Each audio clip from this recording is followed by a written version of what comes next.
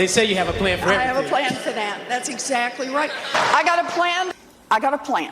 Okay. I have a plan for that. Real plans to make real changes. And yes, I have a plan for that. That's what we hear.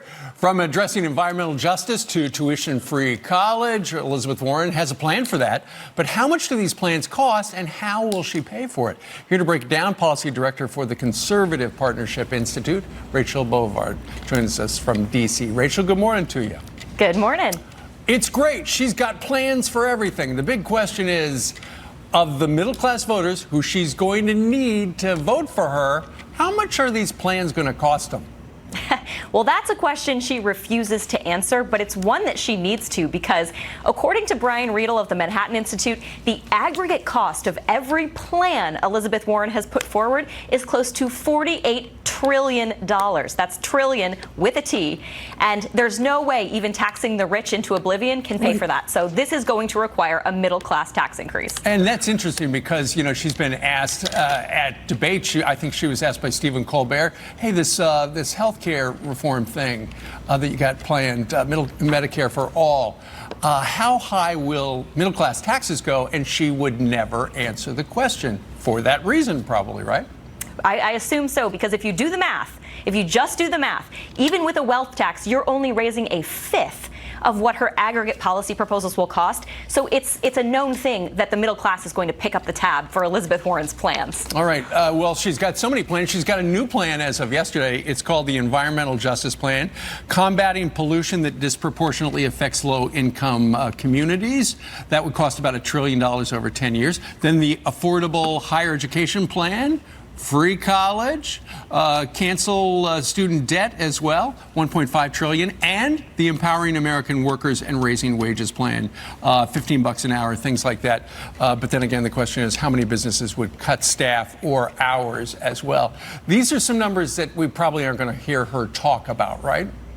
That's right, but the Congressional Budget Office told Congress if you raise the minimum wage to $15 an hour, 1.3 million workers are going to lose their jobs. So she should have to answer for that.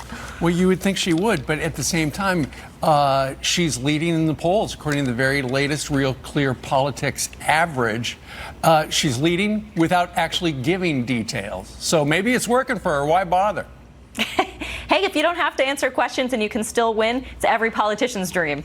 Yeah, no kidding. Apparently, Joe Biden has squeaked even closer. I think they are currently in a statistical dead heat. But nonetheless, you know, he's being asked about his plans. He's giving some details, although not much. But that's where we are right now, isn't it?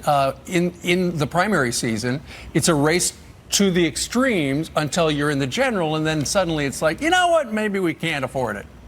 Well, I will point out that Elizabeth Warren's plans and the price tag associated with, I didn't think this was possible, but she makes Joe Biden look like Barry Goldwater based on how much she wants to spend versus how much he wants to spend. As you pointed out, he's starting to drop in the polls. She is surging, but she's still far, far behind him with African-American voters, particularly in the state of South Carolina, which is a really early primary state.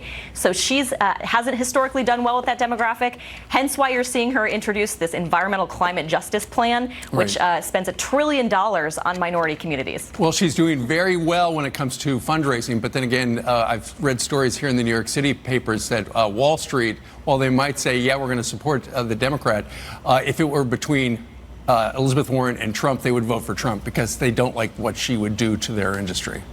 No, that's right. Two prominent Democrat donors quoted anonymously in the Washington Post said they'd sit out the election if Elizabeth Warren is the nominee. Well, stay tuned. Just getting started. Rachel Bovard, we thank you very much for joining us today. Thank you. All right.